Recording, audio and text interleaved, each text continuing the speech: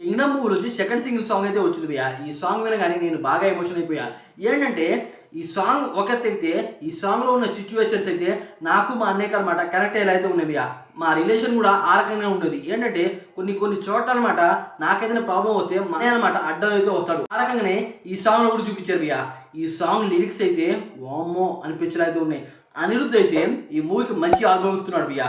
ఎందుకంటే first single అలాగే maintain చేశాడు, అలాగే సెకండ్ సింగిల్ అన్నయ్య అంటేనే వామ్మో ఈ ఎమోషన్ సాంగ్ అనమాట ఎలా కొడుతున్నారా అని నాకు అనిపించింది భయ్యా. డైరెక్టర్ గౌతమ్ గారు ఈ మూవీలో మనకి అన్నింటిని అయితే ప్రజెంట్ చేస్తున్నారు. ఏంటంటే ఎమోషన్, యాక్షన్, అలాగే దేశం గురించి, అదే కాకుండా ఈ మూవీలో మ్యూజిక్ గురించి, ఈ మూవీలో డెప్త్ గురించి ఇలా చాలా అనమాట మెయింటైన్ చేసి మన ముందు అయితే పెడుతున్నారు. ప్రతిదీ అనమాట సమానంగా మెయింటైన్ చేస్తూ మన ముందు పెట్టాలంటే అది మామూలు విషయం కాదు. అదే కాకుండా భయ్యా దీంట్లో విజయ్ దేవరకొండ అనమాట ఈ మూవీ కోసం చాలా ట్రాన్స్ఫర్ అయ్యాడు అని క్లియర్గా చెప్పొచ్చు. దీంట్లో అనమాట సత్యదేవ్ గారు అయితే ఉన్నారు భయ్యా. సత్యదేవ్ గారికి ఏదో ఒక ప్రాబ్లం వస్తుంది.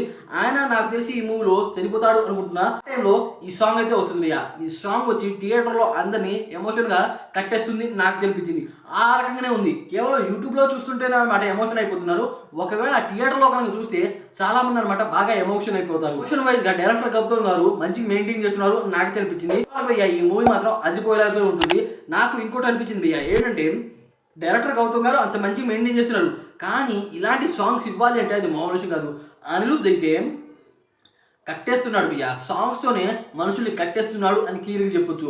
అలాంటి సాంగ్ అయితే ఇచ్చాడు. ఈ మూవీని నేను ఎందుకు చూడాలి అనుకున్నా అంటే భయ్యా, ఫస్ట్ ఆఫ్ ఆల్ సత్యదేవ్ గారు అంటే మామూలు యాక్టర్ కాదు. తనకి సరైన సినిమా తగలట్లేదు కానీ విధ్వంసం క్రియేట్ చేసే యాక్టర్. అదే కాకుండా విజయ్ అన్న గురించి చెప్పవసరం లేదు భయ్యా, అలాంటి యాక్టర్. అయితే అనిరుద్ధ్ గురించి మనకు అందరికీ తెలిసిందే. డైరెక్టర్ గౌతమ్ గారు జెర్సీ మూవీతో నేషనల్ అవార్డు అయితే కొట్టాడు. అయితే ఈ మూవీలో మనకి ఏ రకమైన కాన్సెప్ట్ తీసుకొస్తున్నాడు, ఏ రకమైన స్టోరీ ప్లాట్ని మెయింటైన్ చేశాడు, ఇటువంటి సినిమా తిప్పుతున్నాడు అనేది అనమాట ఇంకా క్లారిటీ అయితే ఎవరికి రాలేదు. ఇలా బ్యాడ్రాప్ గురించి ఈ మూవీ అయితే ఉంటుంది అని కొన్ని హింట్ అయితే వచ్చాయి. కాకపోతే చూడాలి భయ్యా, దాన్ని అనుకుని అనమాట మనం వేరేదేదో ఊహించుకుంటున్నామో నాకు కనిపిస్తుంది.